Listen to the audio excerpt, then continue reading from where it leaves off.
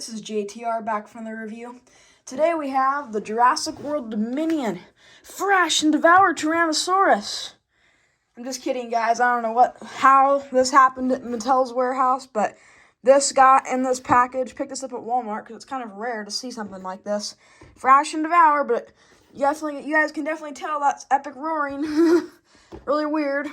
Found this at Walmart and I had to look at it twice to even understand what I was looking at. But here it is, the Jurassic World Dominion Thrash'N Devour Tyrannosaurus Rex. It looks really nice. I'm very impressed with this figure for multiple different reasons.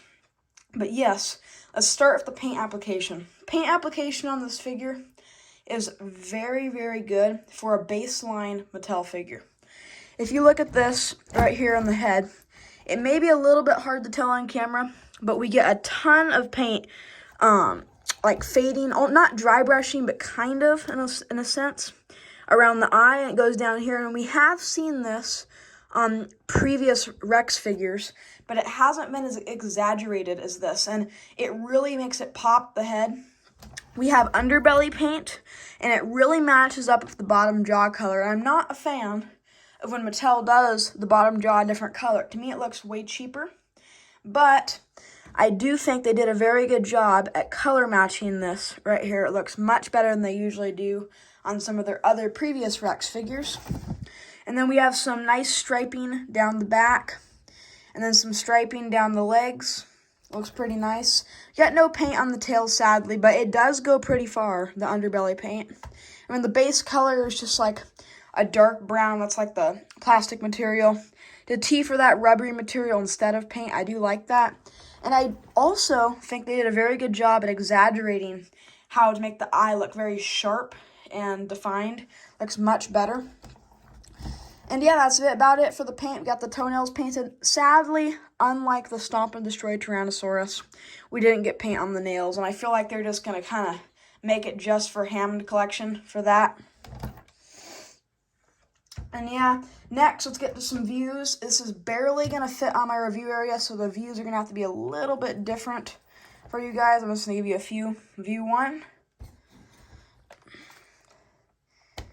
View 2. View 3. View 4. Just noticed I was taking some toy photography of this, and some dirt got on my review station from the bottom of the feet. That's very funny. Okay, and now let's get to articulation. Basically the same as we usually get with all the other Mattel Rexes. We got arm articulation, leg articulation. We got this weird joint in the feet that kind of helps it stand if it's really unbalanced. No mouth articulation. This may look like articulation to you, but it's just the action feature as usual. There you go. Yeah, it has a pretty good action feature as well. Overall, the articulation is decent. Just it's a base model from Mattel. It's not like one of the higher end collection ones such as Legacy Collection, Hammond Collection, Amber Collection. But for this being in the baseline, it looks very, very good. It's hard to tell on camera too that they did do some good paint on the legs. And yeah, now let's get to some detail. This figure is very, very detailed. I'm very impressed with it. They exaggerated it more in the lower jaw, and I like that. And they made these creases right here a little bit more bright, and that makes it look much better. The scar is in a slightly different place. I do like that. This is a new scar. I'm pretty sure we haven't seen on previous figures. Maybe that happens when she is facing off against the Giganotosaurus in this next film. And yeah, it has pretty good detail. You can see some detail. This is very similar to the last two Rexes we got, but in previous Rex models, we didn't get this, so I am happy we got some nice detail towards the feet. And yeah, now let's get to some size comparison. I'm going to do it Roar Attack Metrocanthosaurus, and there's a size comparison. This is the $15 price range that now is $16.99. And here's the $9.99 price range. Got a Velociraptor Blue in there. There's a good size reference for you guys. Just give you guys a little longer there. Okay. And now, I'm actually going to do something a little bit different than I usually do. I'm going to give you guys the code first, and then I'll get to that. Here's the code. Right there, you guys can scan that. Hopefully it's close enough. It's the best I can do with this figure. Maybe I can articulate it a little bit to help you guys. There you go. That should be good for you guys. And now I'm going to be comparing this Rex to all the other $40 price range Rex figures we've gotten.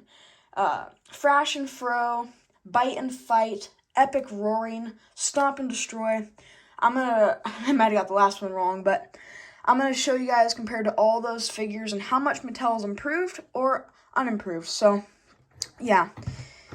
We're going to be starting with the Thrash and Fro. This T-Rex, the original prototype images that we got of it made it look way worse.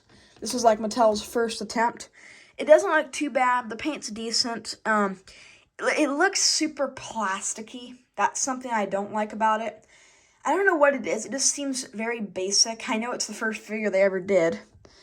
And I did notice that in future figures, they changed the arms, but for the film figures that we get from films, like this is Fallen Kingdom, the arms on them, they kept the same shape. If you look, it's a super slight difference compared to the other three from Dino Rivals and Camp Cretaceous. But yeah, compared to this, this looks double as good. This looks way better. And all of the Rexes we've gotten for the $40 price range have had the same head sculpt. And now we're getting a new head sculpt. This might be very hard to show on camera, but yeah, this is going to be very difficult. Guys, just give me a second. You can see how thin the head sculpt is on this one right here. And then I'm going to try to hold it there, so it's probably not going to go too well, as they all doing their roar.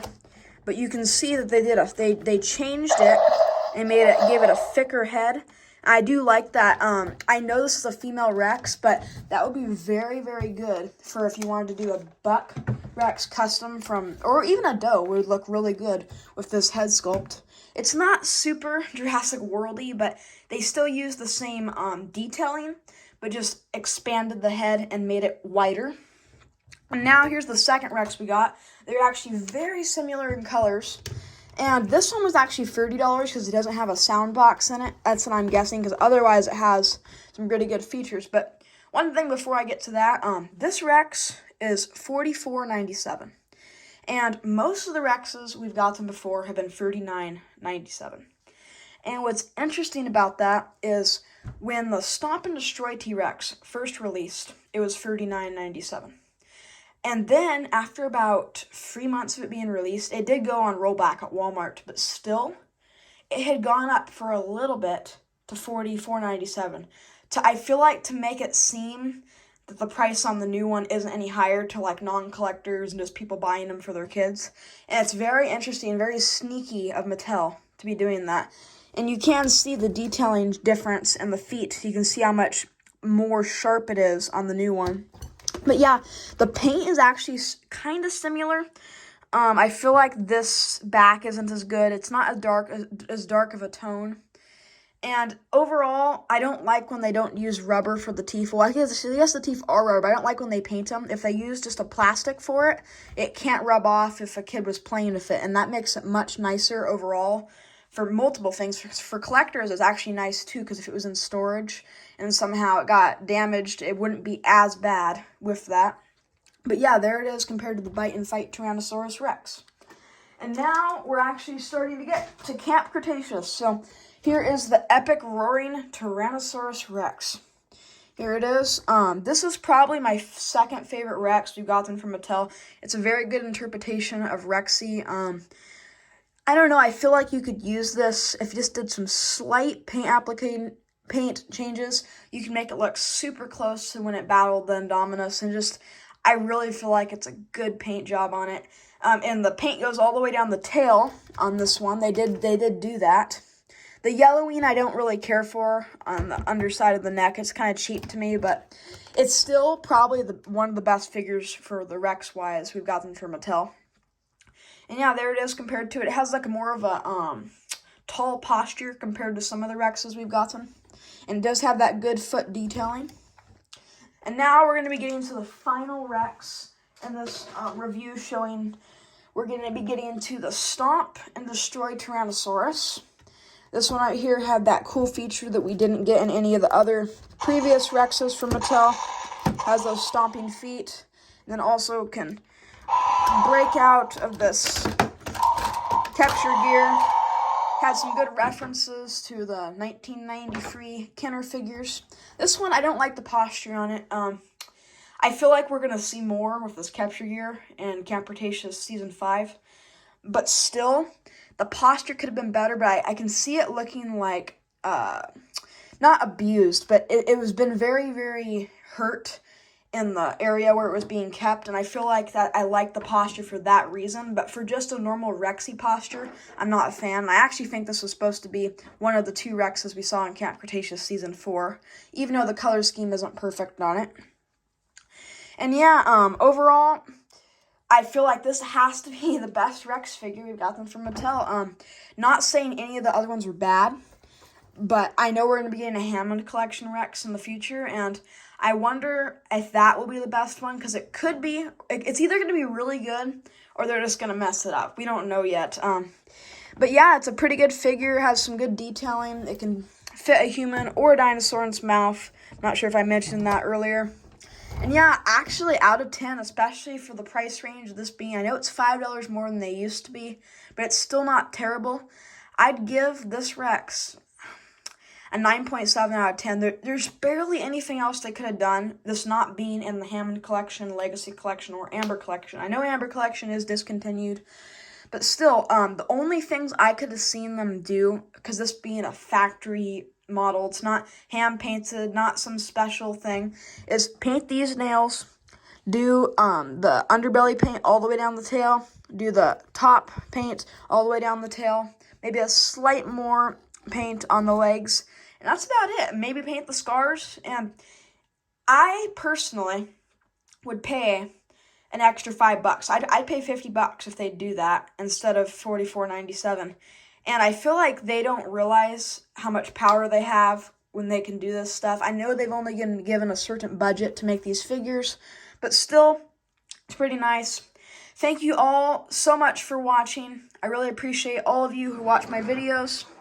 Please consider liking, and I'd appreciate if you subscribed. See you later.